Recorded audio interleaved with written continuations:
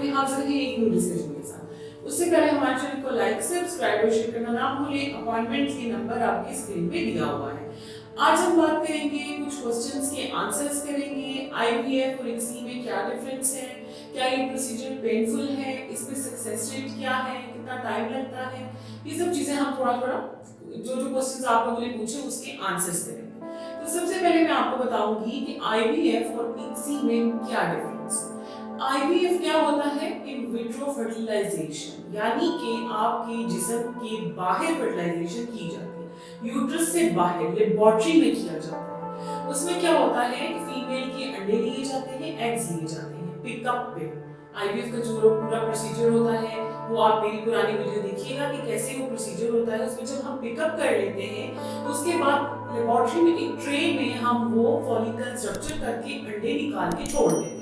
फिर जो आपके हस्बैंड से स्पर्म्स लिए जाते हैं उनको भी उस ट्रे में छोड़ दिया जाता है। फिर वो स्पर्म्स खुद अपनी मोटेलिटी की मदद से उन अंडों के साथ फर्टिलाइज होते हैं। फिर जितने एम्ब्रियो बनते हैं उनको फीमेल के अंदर ट्रांसप्लांट कर दिया जाता है, इम्प्लांट कर दिया जाता है। ठीक है, ये ऐसे आईवीएफ होता है। मतलब उसको स्पेशल हम एक को एक के साथ फर्टिलाइज नहीं कराते। जितने फर्टिलाइजेशन खुद अपनी मोटेलिटी से हुए, यानी कि आपने अंडों पे इस तरह से ले ले सिंपल कि अंडों को एक ट्रे में डाल के उसके ऊपर स्पर्म्स को छिड़क देना।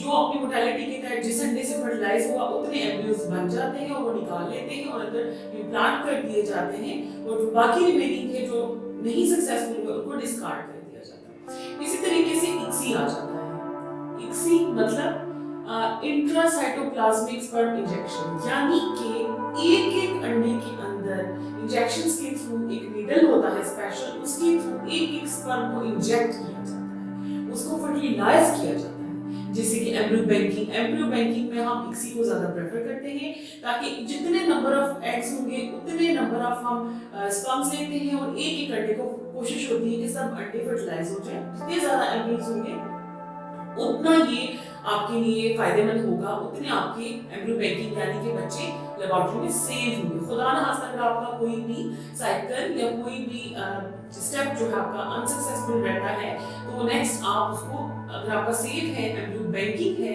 एम्ब्रियो बैंक में सेव पड़ा है, तो आप नेक्स्ट बाकी सब प्रोसीजर से बच जाते हैं और डायरेक्ट बच्चे को इम्प्लांट करना। तो ये भी छोटा सा माइनर सा प्रोसीजर। होप सो आपको आइडिया हुआ होगा कि आईवीएफ और इक्सी में क्या डिफरेंस है। आईवीएफ और इक्सी एक ही टाइप है, एक ही प्रोसीजर का नाम है, सिर्फ थोड़ा सा डिफरेंस एंड पे फर्टिलाइजेशन पे आ जाता है। इसके बाद हम बात करेंगे आपका दूसरा क्वेश्चन कि क्या ये प्रोसीजर पेनफुल है कि नहीं। तो सबसे पहली बात कि हर फीमेल का, हर बंदे का पेन का थ्रेशोल्ड अपना अपना होता है। हम ऐसा नहीं कह सकते कि एक बंदे को बहुत पेनफुल सिचुएशन से गुजरना पड़ा इस पूरे प्रोसीजर में और एक बंदा ऐसा जिसको बिल्कुल पेन नहीं हुआ, पेन फ्री रहा। तो ऐसा नहीं होता। ये हर बंदे के अपने जो पेन डर्माटोम्स है, अपने जो पेन नर्व्स है, वो हर बंदे का थ्रेशोल्ड डिफरेंट होता है।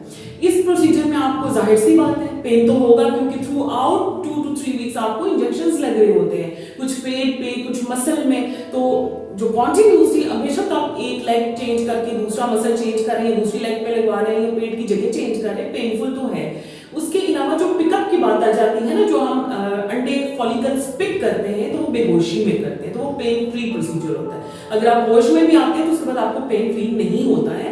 इसके अलावा जो आपका एम्ब्रियो ट्रांसफर करते हैं वो भी एक पतला सा माइनर सा फ्लेक्सिबल कैथेटर होता है, जिसके अंदर बेबी को एम्ब्रियो को पिक कर लिया जाता है, वहां पे उसको इसके अंदर लोड कर लिया जाता है और आपकी यूट्रस की लेयर एंडोमेट्रियम पे रख दिया जाता है। तो ये पूरा प्रोसीजर पेनफुल नहीं है, बट डिपेंड करता है आपके थ्रेशोल्ड पे। कुछ लोग ऐसे होते हैं कि वो एम्ब्रियो ट्रांसप्लांट या एम्ब्रियो इम्प्लांट जिसका भी, क्योंकि बहुत से लोग मुझसे पूछते हैं कि क्योंकि पिकअप जो होता है वो तो आपको पता है कि बेहोशी में करते हैं। इसी तरह से जब एम्ब्रियो इम्प्लांट किया जाता है, मदर की यूट्रस की लेयर एंडोमेट्रियम पे रखा जाता है, तो वो बगैर बेहोशी के होता है। बड़ा माइनर सा प्रोसीजर होता है, वो सबसे आसान मरहला होता है। लेकिन कुछ लोग पेन फोबिक होते हैं, उन्हें खौफ होता है कि पता नहीं कितना दर्द होगा, कितनी तकलीफ होगी, तो वो इसमें बेहोशी को अपना पॉइंट बना सकते हैं, उनको माइनर सी सिडेशन दी जाती है। लेकिन ये है कि ज्यादातर ये प्रोसीजर पेन फ्री होता है और आपको बेहोशी में नहीं करना होता है। नेक्स्ट आ जाता है आपका सक्सेस रेट। जैसे कि मैं आपको एग्जांपल दूंगी, कहते हैं कि आप हर वीडियो में या हर बंदा जिसकी भी हम आईवीएफ की वीडियो देखते हैं वो यही कहता है 35 to 40% चांसेस है, 30% चांसेस है। तो आप लोग वर्ल्ड वाइड किस तरह इसको अलग करते हैं? तो जैसे कि मैं आपको छोटी सी एग्जांपल देना चाहूंगी कि आप एग्जांपल ले लें, 100 लोग हैं जिनका आईवीएफ हुआ है और उसमें से 35 से 40 लोग सक्सेसफुल हुए और बाकी सबका सक्सेसफुल नहीं हुआ। अब उसमें डिफरेंट क्राइटेरिया आ जाता है कि आपने एम्ब्रियो इम्प्लांट किया, आपने अच्छे एग्स भी बने, मेजोर भी अच्छे थे, ग्रेडिंग भी उनकी बहुत अच्छी थी, A+ थे, लेकिन फिर भी नहीं चला।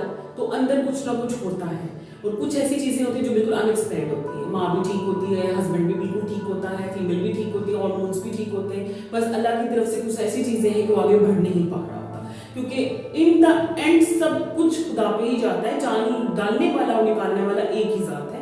हमारे पास तो ऐसी कोई चीज नहीं है जो हम बनी बनाई अंदर रख देंगे और 9 माह बाद वो पैदा हो जाएगी। सब कुछ आपके अंदर से लेना है और आगे एंड पे यही है कि कोशिश अखीर करेंगे जहां तक पॉसिबल होगा, आगे उस चीज को चलाने वाली जात खुद आपकी है। तो इस चीज पे भी आपका बिलीव और ईमान होना चाहिए।